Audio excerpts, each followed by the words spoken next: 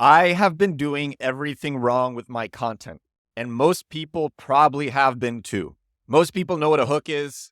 The hook is what gets you to watch, what gets you to read, what gets you to listen. The hook is what comes at the beginning of the content that gets you to pay attention. If you're scrolling on TikTok, it's what gets you to stop scrolling. If you clicked on a video on YouTube, it's what gets you to keep watching. Sometimes a hook is so good that you might hear it and share the video or share the piece of content or forward the newsletter right away. And the truth about content is that average subject matter will do way better if it has a great hook. And great subject matter will do way worse if it doesn't have a good hook. The hook frames things. The hook makes something interesting. You could have subject matter that stands on its own. That's honestly rare. And so it's always better to have a good hook. So this episode is about episode 233 of The Edward Show. This episode is if you have a brand and you're trying to use content to get customers or you're trying to use content to build your brand, you're putting out content. You probably, just like me, did not shift your brain like this. And I had this thought in the shower and it got me really excited. And that's why I'm making this podcast. And I just made a video before this about it. And the shift is whatever your hook is, turn it negative. That's right. And it's for any type of content, not just videos, not just podcasts, newsletters, articles, any type of content. Look at what your hook is. And if it's not negative, turn it negative. You can still have positive subject matter. The substance can still be positive, but hooks typically do better if they are negative. It's a sad reality of life. We are attracted to the negative. Hooks will do better most of the time when they are negative. So I'm going to give some examples on this episode, and hopefully these examples will show how you could take any of the hooks that you have done if you're making content and turn them negative. Any of the hooks that you have done that have been positive and turn them negative. So that's what I'm trying to do here. Yesterday's podcast was somewhat about this, but my video yesterday was entirely about this. It was about how AI is going to give power to the people in terms of the culture that they want, the entertainment that they want, the videos that they want, the storytelling that they want, generally the content that they want. With tools like Sora or Midjourney or 11 Labs or even our tool Reverb.cool, you won't need to rely on big studios and huge budgets to tell good stories, to have great characters, to have aspirational content if that's what you want, to have the content that you want. You won't need to rely on big budgets. And that's what yesterday's video and podcast were about. The hook that I had for my video yesterday was AI is going to make everything better. This video flopped. I thought this video was going to be good, and it flopped. I think there were two reasons that it flopped. Number one was I should have used music. I could have used music to make it darker, more ominous, more interesting, but that really would have just been a band-aid to the main problem. And the main problem was that I had a positive hook and not a negative hook. And so I should have taken that hook, AI is going to make everything better, and I should have changed it to AI is going to make everything worse for mainstream media. That's a way better hook. The video, I think it's up to 750 views, something like that. Not very good. And that hook would have made it do way better. That hook is way more enticing, way more intriguing. People stop at the negative. People stop scrolling at the negative. They want to know what's up. In fact, there's a video going viral right now, and the hook for that is AI is going to ruin everything. And actually, I thought this hook that I came up with, AI is going to make everything worse for mainstream media. I'm going to redo the video with that hook because I think it's a good hook and the concept is good, but the hook needed work. I want to give some more examples of my hooks and how I could have improved them. If you need inspiration, actually, I did this right before recording this. You can give your hook to ChatGPT and the subject matter. So just say what the hook is and what the video or podcast or article or newsletter is about and say, turn this hook negative.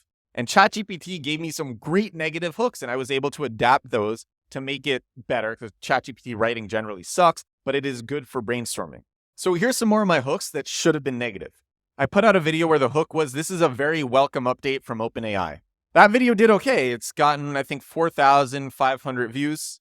It's about how OpenAI just put metadata into their AI-generated images. So the images, if you don't know how to clear the metadata, which is really easy to do, you can just Google clear image metadata, and there are a million free tools to do it. But a lot of people won't even think to do this. But the video is about this new update that shows with the metadata that an image has been generated by AI. So the hook for that was, this is a very welcomed update from OpenAI. Here's a negative version of that hook, which probably would have done better. This OpenAI update is a step too far. I could have also done, some people are saying this OpenAI update is too invasive. And these are negative versions of the hook. I could have jumped into the same exact script that I used after my original hook. I could have kept the whole script the same and just changed that hook negative. And I think it would have gotten more views if I had done that. Here's another hook. The hook is, this is the craziest thread about Sora that I found, and it left me basically speechless. So this is more of a neutral hook. It's not negative, and it's not positive, so it's more neutral. And told with enthusiasm, it could be interesting, but the video should have done way better. And I think what would have worked a lot more would have been this, which is the negative version of the hook that I just read. The new hook is, the consequences of Sora are killing excitement for it. I also could have done, this is an alternative negative hook that I came up with. The truth about Sora is actually really dark. I think those things would have done better. The original hook was neutral. Those two were negative. Negative does better. One of my best performing videos, it's about how I'm saving so much time with reusevideo.com, this automation that makes it so my videos come out onto every social media platform at once. Every single one without the TikTok watermark comes out to all of them simultaneously. That's positive subject matter. Saves me so much time.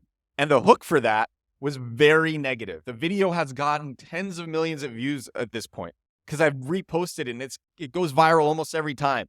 And the hook was, I think I fell into the illegal zone of social media. Super negative hook. Got people so interested.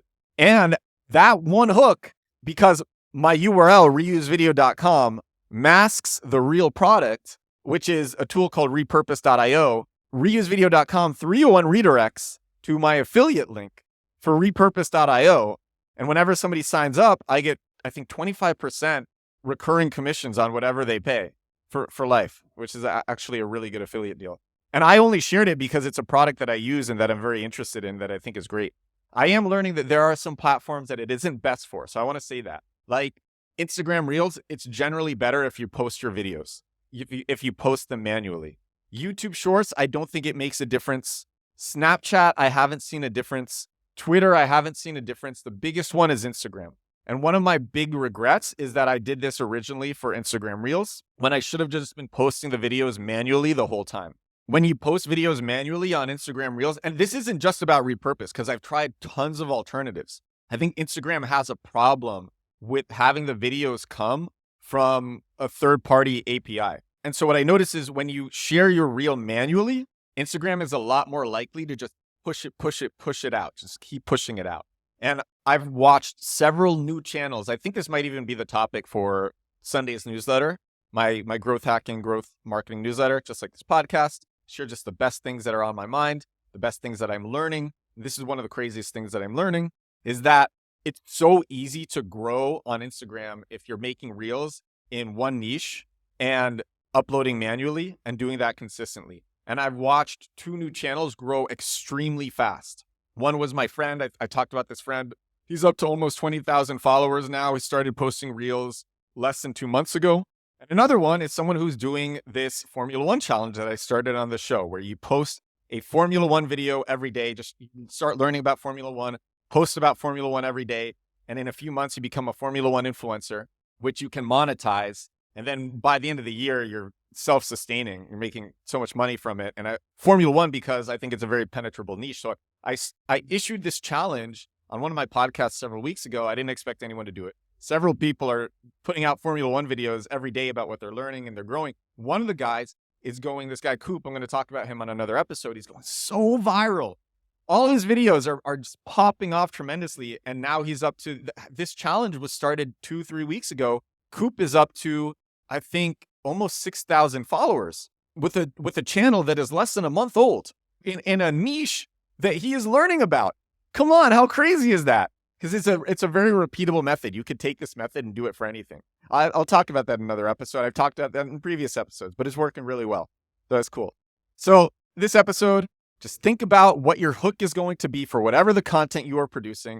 It could be video, it could be podcasts, it could be newsletters, it could be articles, it could be whatever it is. Think about that hook. Ask yourself, is it negative? And if it's not negative, turn it negative. And I'm not saying all of your content is going to go viral, but I am saying on average, your videos will perform better. And if you didn't notice, the beginning of this podcast was started with a negative statement. This is episode 233 of The Edward Show. This is my newsletter. If you want to see the newsletter that goes out Sunday, go to edwardsturm.com/newsletter. This is episode 233 of The Edward Show. This is my daily growth hack and growth marketing podcast. Do this thing every day. Just started doing it with video. Let me know how you like the video. Feeling pretty good on this episode. Thank you so much for listening. Thank you so much for watching. I will talk to you again tomorrow. Bye now.